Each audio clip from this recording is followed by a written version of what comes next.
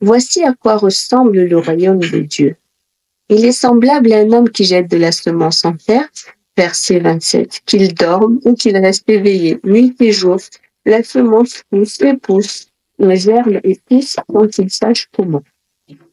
Verset 28.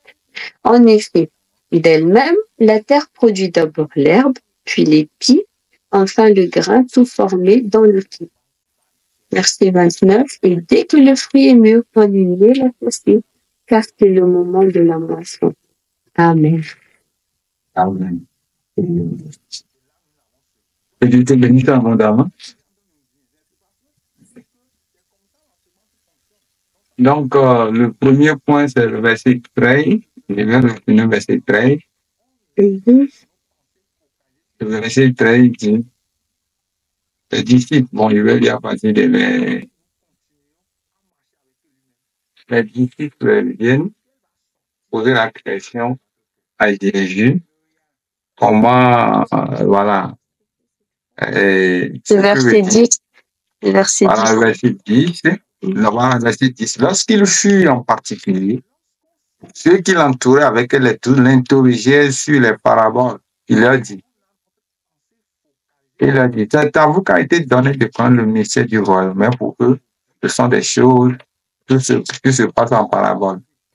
Afin qu'ils voient et n'en aperçoivent point et qu'ils entendent et ne comprennent point de peur qu'ils ne se convertissent que le péché ne soit pardonné. Mais le verset 13 dit, il leur dit encore, vous ne comprenez pas cette parabole, comment donc comprendrez-vous toutes les paraboles? Voilà un peu le point. Amen. Vous ne comprenez pas cette parabole. Et donc, si vous ne comprenez pas cette parabole, comment est-ce que les autres paraboles qui vont suivre maintenant, vous pouvez les comprendre? Donc, la première question, si vous n'avez pas compris ces premières sont basses, si nous n'avons pas de paraboles qui vont venir, les autres choses qui vont venir, nous pouvons saisir cela. Cela voudrait dire que ce qui est en train de dire, c'est comme si c'était parabole. Il était étonné, vous ne comprenez pas cette parabole. Comment donc comprendez-vous toutes les paraboles? Donc, c'est ça qui nous fait penser que cette parabole est la fondation pour la compréhension du royaume de Dieu. Amen. De saisir cette parabole en profondeur va nous donner comment le royaume de Dieu fonctionne. Parce que le royaume de Dieu n'est pas quelque chose de visible que nous voyons comme ça. Mais nous voulons que ça agisse dans le monde physique dans lequel nous sommes. Nous voulons que ça ait l'impact dans notre vie. Nous voulons que ça puisse se manifester dans notre vie. Mais il y a un processus, ou bien il y a une compréhension, une révélation que nous devons avoir de ça avant de le voir se manifester dans nos activités, dans la vie de chaque jour. Donc, parce que si c'est quand le royaume de Dieu se manifeste, en ce moment que les gens puissent voir que quelque chose de surnaturel est en train de se produire dans nos vies. Amen. Et cette parabole paraît être la clé de toutes les paraboles que Jésus a données. Et donc, nous allons ce soir essayer de sonder Dieu va nous aider pour comprendre qu'est-ce qui est caché derrière cette parabole. Et donc, je m'en vais retourner dans le verset 26. On va puiser les choses dans le verset que nous avons lu. Mais si le temps permet, on va arriver là-bas. Mais si le temps ne permet pas, on va puiser l'essentiel ici en attendant. Dans le verset 26, il dit, Marie, je relis le verset 26. Marc 4, verset 26, il est écrit. Il dit encore, voici à quoi ressemble le royaume de Dieu.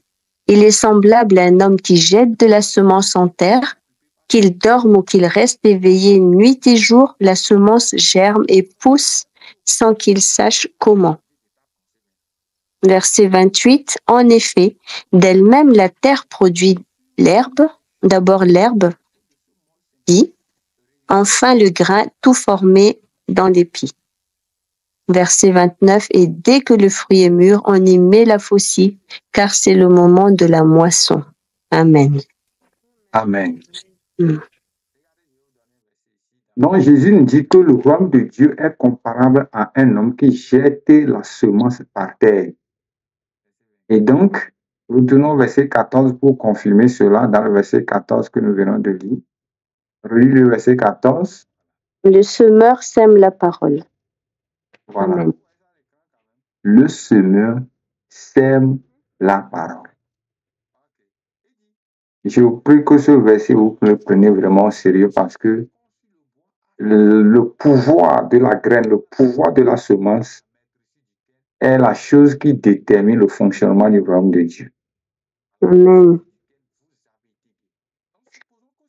Et donc, si nous ne prenons pas attention, nous ne faisons pas vraiment attention à ça, et nous ne pouvons pas saisir la fondation, bien la clé de ce message, parce que le semeur, il sème la parole. Et donc, quand nous revenons maintenant au verset 26 que nous venons de lire, il dit encore, il en est du royaume de Dieu comme quand un homme jette de la semence par terre. Donc, nous pouvons, le premier point que nous devons noter ici, que la semence symbolise ici la parole de Dieu. La semence équivaut ici à la parcelle, la graine que nous prenons pour aller semer équivaut ici à une parole de Dieu. Donc, de la même manière, nous avons une semence pour aller semer dans notre champ là. Donc, on dit que le semeur, lui, il sème de la semence. Donc, la première chose que nous devons noter, voilà un peu ça. Que le semeur, il sème la parole. Et donc, ce point est tellement capital pour nous parce que si nous n'apportons pas, si nous ne prenons pas attention à ça, nous allons, nous avons fait une comparaison claire concernant cette semence et aussi comment le royaume de Dieu fonctionne. Là, nous allons faire la confusion. Donc, et le point suivant, c'est que le royaume, on fait une comparaison du fonctionnement du royaume de Dieu comme une graine fonctionne. Donc, le Seigneur est en train de comparer ici la semence à comment une graine fonctionne. C'est une comparaison. Quand on sème une semence, le royaume de Dieu aussi fonctionne comme une semence fonctionne. Donc, c'est une comparaison de la semence et de comment la semence fonctionne dans un champ et de comment la parole de Dieu aussi fonctionne dans le royaume de Dieu. Donc, la question est de savoir pourquoi le Seigneur nous réfère le royaume de Dieu comme une semence. Pourquoi le Seigneur fait comparer le royaume de Dieu à une semence? Pourquoi? Et il compare cela parce que tout l'univers, tout le système dans lequel nous sommes est un système naturel. Et donc, c'est un système qui fonctionne en fonction de semence et moisson, semence et moisson, semence et moisson. Donc, c'est une loi qui est naturelle. Tout l'univers fonctionne comme ça. Amen. Quand tu veux récolter du maïs, tu dois aller semer du maïs. Si tu veux manger haricot, tu dois semer haricot. Si tu veux manger la mangue, tu dois planter la mangue. Quel que soit le produit que tu veux obtenir, c'est une loi que on voit que la terre produit. Donc, tout l'univers fonctionne comme ça. Tout l'univers fonctionne sous ce système. Ce n'est pas quelqu'un qui a établi ça. C'est une loi qui est naturelle. Amen. Donc, de la même manière, cette loi naturelle fonctionne. Quand tu plantes, tu récoltes. Quand tu plantes, tu récoltes. Quand tu plantes, tu récoltes. Là. Le Seigneur est en train de nous montrer que de la même manière aussi, le royaume de Dieu, lui, ne fonctionne. Lui, ce n'est pas une semence qu'on va pour aller planter là-bas, mais c'est une parole qu'on va planter. Voilà un peu l'origine de de l'intégrité, bien de la valeur de la parole du royaume de Dieu.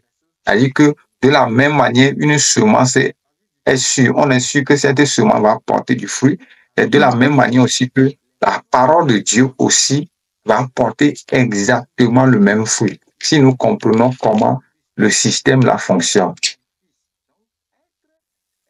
Donc, dans un champ, c'est la semence c'est la semence qu'on va planter qui est l'élément focal. C'est ça qui donne, c'est la semence qui contient le pouvoir de la germination. C'est lui qui détermine la valeur du champ. C'est lui qui fait qu'on dit que cette année, on a bien récolté, on a bien joui. Donc, c'est cette semence qu'on plante pour avoir les résultats. Dans le royaume de Dieu, ce n'est pas une semence qu'on plante, c'est une parole qu'on plante pour obtenir un résultat. Donc, lorsqu'on veut obtenir un résultat, il faut qu'on plante une parole. Amen. Amen. Donc, lorsque tu veux obtenir quelque chose du royaume de Dieu, c'est qu'il faut planter une semence. Mais cette semence, c'est une parole qu'il faut planter. Ce n'est pas un pied à table, bien une onction qu'il faut. Non, c'est pas comme ça fonctionne. Ça, tu dois, c'est-à-dire que tu désires moissonner quelque chose. Tu désires moissonner. Je vais donner un exemple du mariage. C'est un exemple que je donne simplement. Ou bien une promotion. Ou bien tu désires obtenir la guérison.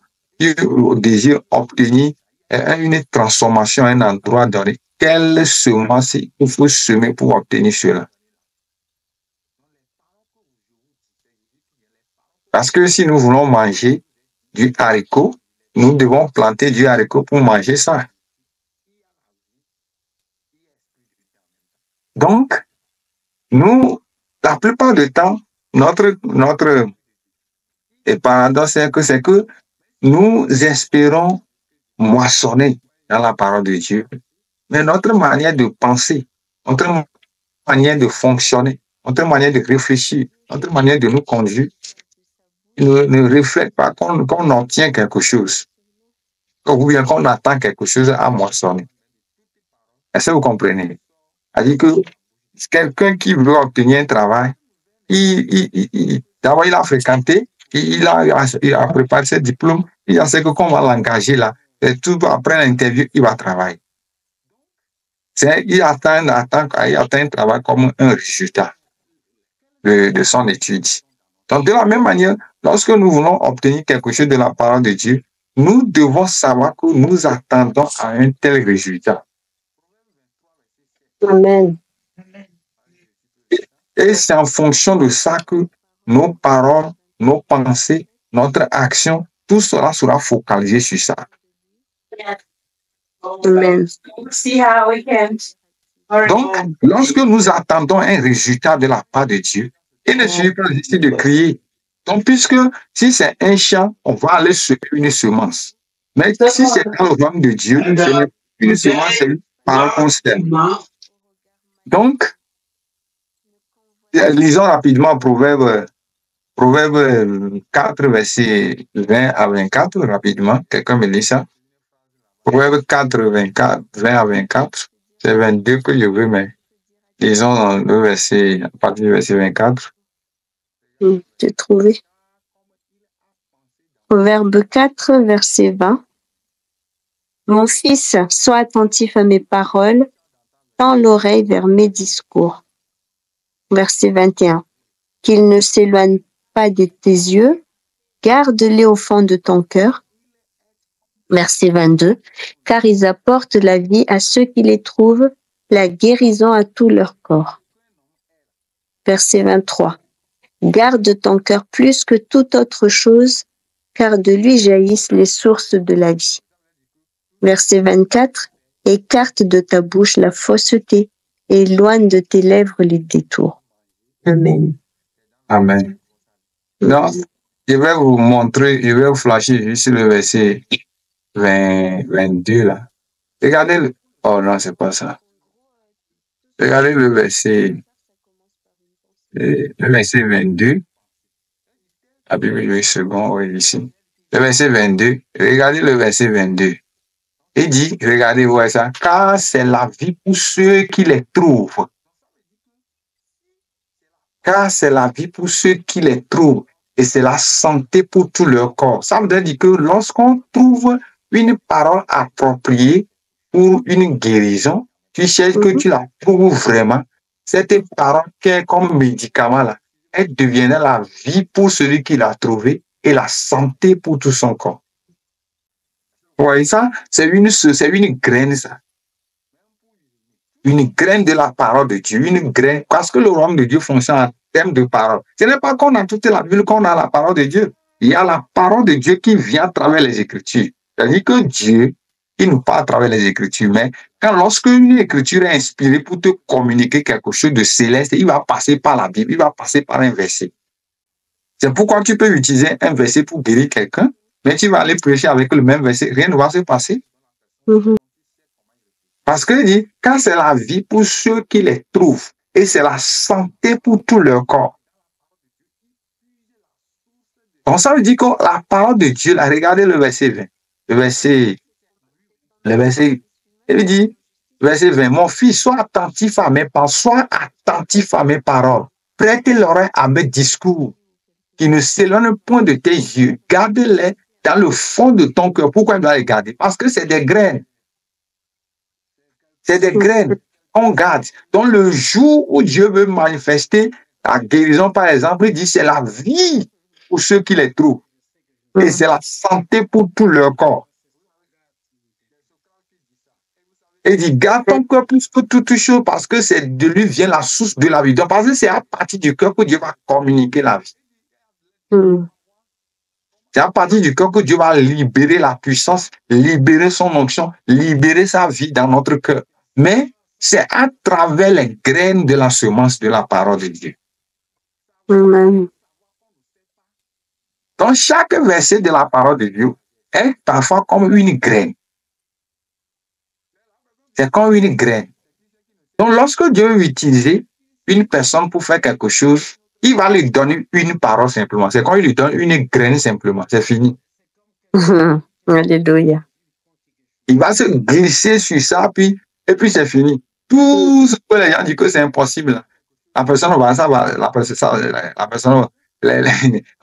ça simplement parce que il a trouvé la parole. Il a trouvé la graine appropriée. Amen. Donc, c'est ainsi que la parole là, est comparée à une graine qu'on met dans un champ. Donc, parfois, au lieu qu'on prend du temps pour semer la semence de la parole de Dieu dans notre cœur, on attend jusqu'à quand les problèmes viennent maintenant qu'on commence à crier ici. On fait un déclare ceci, on déclare sur la terre jeune, on fait ceci. Bon, beaucoup de choses qu'on fait. Mais on ne doit pas attendre jusqu'à ce qu'au moment où les gens vont récolter, maintenant que nous allons continuer, commencer à semer. Il ne faut pas semer à la veille pour attendre un résultat le lendemain. Et donc, je vais relire le verset 27 le verset 27 de Marc 4. Le verset 27, Marc 4. Donc, voilà, je suis en train de traiter avec le verset 26 jusque-là. Et c'est le verset 26 que je suis en train de traiter pour voir, comparer ça comme un homme qui sème de la semence. Et nous savons que le semeur, il sème de la parole. Maintenant, le verset 27 dit qu'il dort ou qu'il veille nuit et jour, la semence est germe et croît sans qu'il sache comment. Qu'il dort ou qu'il veille nuit et jour, la semence est germe et croît sans qu'il sache comment. Donc, regardez un peu l'image qu'on nous donne, l'image que le Seigneur est en train de nous projeter. Donc, supposons que c'est dans un champ que nous allons pour aller semer. Dites-moi, quand on va au champ pour aller semer du maïs, par exemple, est-ce que nous faisons des veilles de prière pour que le maïs là, ça germe? On ne réfléchit même pas à ça. On ne réfléchit même pas s'il faut jeûner pour qu'un maïs germe. Non. Mais le Seigneur dit, même si il arrive que nous on s'inquiète, vous dites, ah, est-ce que la semence que j'ai semée, ça va germer? Non, tu n'arrives pas à dormir à cause de ce que tu as planté. C'est comme deux personnes qui ont semé. Un s'est dit que il va falloir que je jeûne pour que cette semence marche. Quelqu'un va dire que non, ah, semence, on n'a pas besoin de jeûner pour ça. Lui-même va germer. L'autre dit non, il faut prier pour la semence. Il se met à prier. Il se met à faire des veilles de nuit. Des nuits de prière en train de semer pour que la semence puisse prendre. L'autre là, il a même oublié. Il avait semé. Et les deux se retrouvent 8 jours pour aller au champ. Celui qui a jeûné et prié, a veillé. Celui qui n'a rien fait, les deux là, les maïs ont germé dans leur champ. Est-ce que vous comprenez? C'est-à-dire que celui qui a veillé et nuit et jour, est-ce que ça lui a fait donner un plus? Est-ce que vous comprenez ce que je dis quand même? C'est-à-dire que celui qui s'inquiète pour sa semence, ça ne va rien changer sur la semence.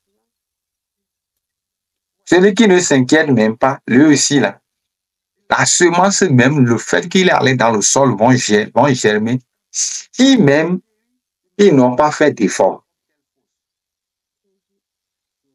Parce que le pouvoir de la germination n'est pas dans la main du semeur. Amen. Donc, que la personne veille ou dit que je ne vais pas manger, je vais jeûner pour ça, ça ne va rien changer. Donc, quelqu'un qui dit, ah, moi je vais dormir, il peut être chrétien ou bien païen. C'est pas un problème. Quand les deux vont aller au champ, là, quand il a plu, la semence va germer. Donc, le Seigneur est en train de nous dire ici que le pouvoir de la semence, là, ça ne provient pas de l'effort de ceux qui ont semé. Amen. C'est-à-dire que la semence en elle a le pouvoir de germer de la terre. Donc, ça veut dire que quoi? Ça veut dire que lorsque la semence qui est la parole de Dieu est stockée dans notre cœur, stockée en nous, le résultat que nous voulons avoir là, ce n'est pas nous qui allons faire des efforts pour avoir ça. Amen. C'est-à-dire que c'est-à-dire que de la même manière, nous avons planté une semence. Et la semence a germé sans qu'on ne sache comment. Si la semence qui est la parole de Dieu entre dans notre cœur et nous la mettons dedans de nous, les efforts qu'on fait pour avoir les résultats, ces efforts, on ne va plus les faire. Pourquoi? Parce que la semence va germer d'elle-même. Alléluia. Mais vous savez notre problème. Nous, on cherche souvent, on fait des efforts pour obtenir des résultats au lieu de semer. Hein? Au lieu de semer, le temps qu'on doit prendre pour semer, là, on laisse tomber. Quand les choses sont devenues difficiles maintenant, on cherche des solutions de gauche à droite. Je cherche telle solution. Je cherche telle solution. Je ne sais pas si vous comprenez ce que je suis en train de dire. C'est-à-dire que selon la parole, l'effort qu'on doit faire, c'est seulement aller semer. Alléluia. Quant à ce qui concerne le résultat de sa germination, ce n'est pas notre veille de nuit là qui vont pouvoir apporter ça. Oui, parce que ce que le Seigneur nous passe en temps normal, celui qui veut se faire un champ, il ne jeûne pas pour le champ. Pour dire que les semences, parce que ça ne vient même pas dans notre pensée. Ouais, ça ne vient pas dans notre pensée qu'il faut faire un effort pour que une semence porte du fruit. Ce que nous on sait, c'est que la semence doit germer d'abord, avant qu'on ne commence à cultiver. Il faut que ça germe d'abord. Et la germination ici constitue pour nous le fait que nous ayons un résultat. Parce que nous voulons avoir un résultat avec la parole de Dieu. Mais le Seigneur nous montre ici que le royaume de Dieu fonctionne comme un homme qui sème une semence dans son champ. Et donc, quand cet homme veille, il gemme, il crie. Le problème, parfois, permettez-moi de dire ceci. Supposons que quelqu'un est en train de jeûner, prier, tout ça là, mais il n'a pas mis la semence dans le sol. Il n'a pas semence dans le sol. Quels que soient les efforts qu'il a fait, est-ce que ça va gérer? Non. Pourquoi? Parce qu'il n'y a pas de semence. Donc, vous voyez que parfois, notre corps est la terre de la parole de Dieu. Notre corps, là, notre cœur, c'est ça le terrain. Donc, vous savez que nous, on fait des efforts sur notre corps là, au moment où il n'y avait pas semence dedans, pour que ça, il n'a qu'à porter du fruit. Ouais. Selon ce que le Seigneur nous enseigne, lorsqu'il y a un fruit qui est enfoui dans la terre, peu importe ce qui se passe, ça va germer. Maintenant, ça veut dire que lorsque la semence que le Seigneur veut est entrée dans notre cœur, lui aussi va germer sans qu'il y ait effort. Mais le problème, lorsqu'il n'y a pas de semence et que la terre fait même des efforts, ou même on commence à prier jeûner, est-ce que ça va marcher? Non. Ça ne va pas marcher parce qu'il n'y a pas la semence simplement dedans. Comme parfois, on déclenche des jeûnes, on déclenche des prières où il n'y a pas de semence. C'est comme forcer la terre à produire un résultat où il n'y avait pas de semence dedans. Donc, sur ce, je vais vous parler du verset 20. Je vais revenir sur le verset 27 et 28 en même temps. Le verset 27 et 28 en même temps pour bien expliquer un temps ici. Il dit qu'il dorme ou qu'il veille nuit et jour, la semence germe et croît sans qu'il sache comment. Donc, ça veut dire que, vous imaginez ça, donc ça veut dire que la semence va germer sans que, nous passons beaucoup de temps dans la prière, dans les choses, mais on ne voit pas des résultats. Mais on ne se pose pas la question, pourquoi je ne vois pas des résultats?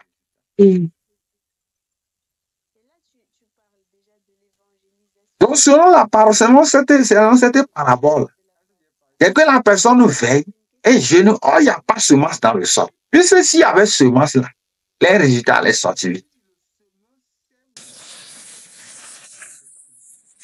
Amen. Amen. Donc, je vais lire le verset 28, puis je vais ajouter, et je vais vous donner l'explication. Il dit, la terre produit d'elle-même d'abord l'herbe, puis l'épi, puis le grain tout formé dans l'épi. La terre produit d'elle-même d'abord de l'herbe, puis l'épi, c'est-à-dire la tige, puis c'est-à-dire que la terre produit d'elle-même d'abord l'herbe. Ça veut dire que la plante est sortie de la terre. Et à la suite, on verra l'épi. L'épi, c'est-à-dire que, comment l'appelle-t-on? Le truc qui va porter la graine. Voilà, la petite branche, bien, voilà, le coq qui va porter la graine, on appelle ça l'épi. Puis, le grain formé dans l'épi, le grain vont fermer, vont rester dans l'épi.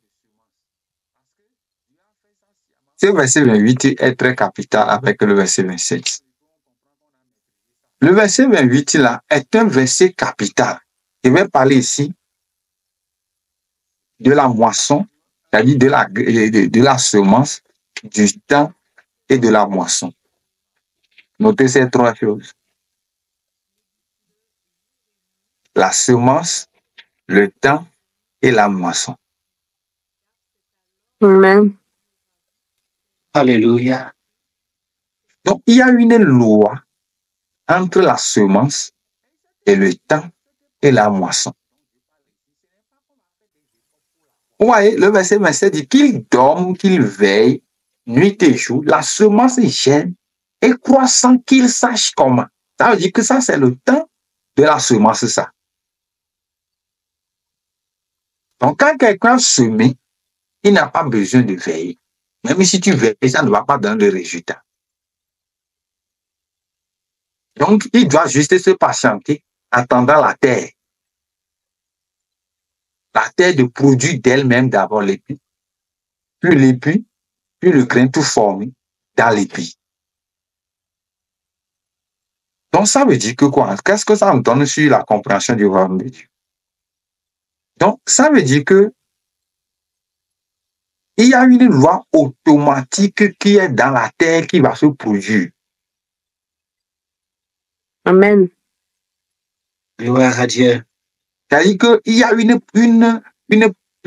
loi auto, il y a un truc que la graine a le pouvoir de faire fendre la terre et de sortir. Donc, il y a une loi automatique qu'on n'a pas besoin de presser.